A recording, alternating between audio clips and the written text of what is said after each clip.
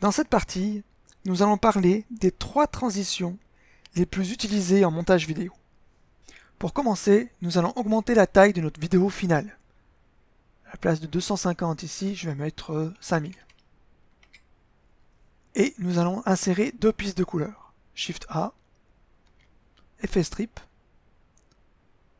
color. Je l'agrandis en sélectionnant la flèche de droite, G, comme ceci. Je lui change sa couleur, avec le menu de droite ici, effet strip, et je pars sur un rouge. Je sélectionne cette piste rouge et je fais Shift D. Et je la déplace ici. Je lui change également sa couleur et je pars sur un jaune.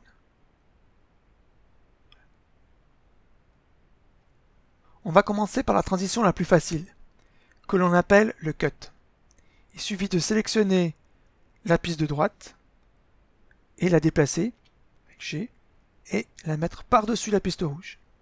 Je verrouille sa position avec le bouton gauche de la souris et celle-ci se positionne automatiquement juste derrière la piste rouge.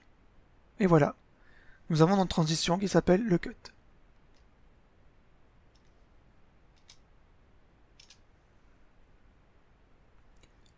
Sélectionnez les 2 pistes, faites Shift D et déplacez-les vers la droite. G, comme ceci. Nous allons maintenant voir le fondu enchaîné. Sélectionnez la piste jaune et déplacez-la un peu par-dessus, comme ceci. Ensuite, sélectionnez la piste rouge. C'est important de sélectionner dans le bon ordre. Sinon, la transition sera inversée. Donc, piste rouge, et ensuite, je sélectionne la piste jaune en enfonçant la touche Shift. Ensuite, je fais Shift A, effet strip, cross. Et là, nous avons une transition entre la piste rouge et la piste jaune.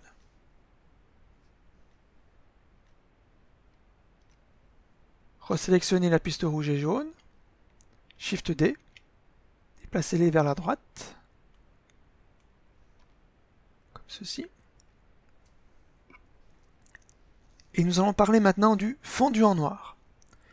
Sélectionnez la piste jaune, déplacez-la vers la droite. Mettez le curseur vert vers la fin de la piste rouge et on va mettre le curseur vert 25 images en avant. Pour cela, on prend ici et on fait moins 25.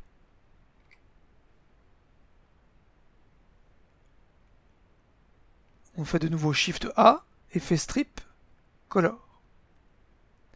On sélectionne cette piste noire et tout en haut du menu de droite, on va lui dire de faire 75 frames de long.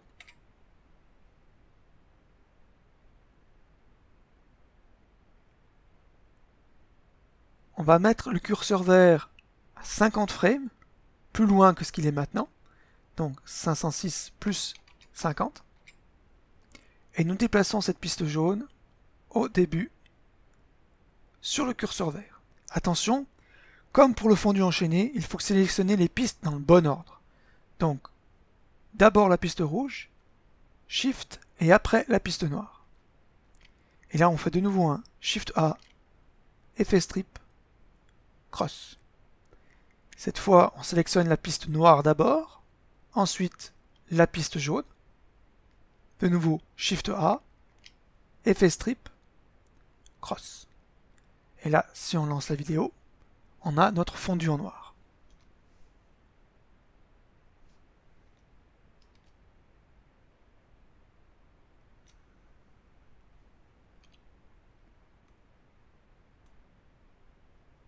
Je vais modifier juste ça que j'ai vu un peu grand.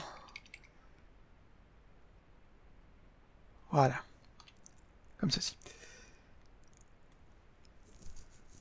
Chaque transition sont à utiliser pour des situations différentes.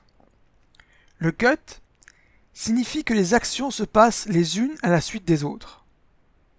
Le fondu enchaîné signale que la scène va se terminer et va être enchaînée avec une autre scène. Le fondu en noir s'utilise pour séparer deux actions, où il se passe du temps entre chacune d'entre elles. Par exemple, une personne va se coucher, la nuit passe, et la même personne se lève le matin. Voilà, nous avons vu les 3 transitions les plus utilisées. Je vous donne rendez-vous pour la prochaine vidéo de ce cours.